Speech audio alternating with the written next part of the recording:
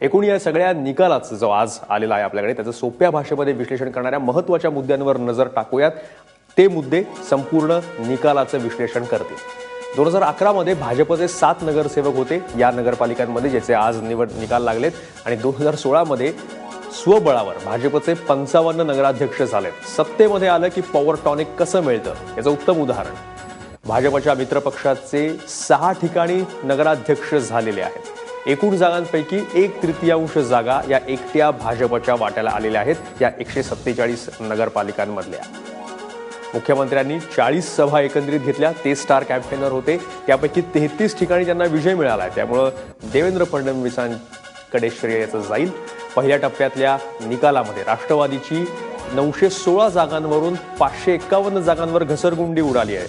राज्यातल्या सत्तेतनं बाहेर पडलं तर स्थानिक स्वराज्य संस्थांमध्ये काय होतं याची गोष्ट ही आकडेवारी सांगते आपल्याला।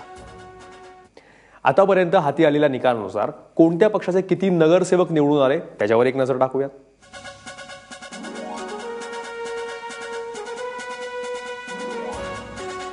भाजपचे 851 नगरसेवक आहेत, शिवसेना 514, काँग्रेस 643, तर राष्ट्रवादी काँग्रेसचे 638।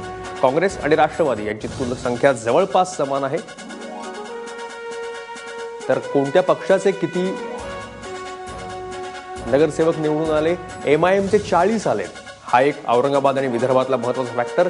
मनसेचे 16 आलेले आहेत, अपक्ष 324, आणि स्थानिक आघाड्यांना ज्यांना बऱ्यापैकी यश इथे मिळालेलं आहे त्यांचे 384 नगरसेवक जे आहेत ते या नगरपालिकांमध्ये असणार आहेत।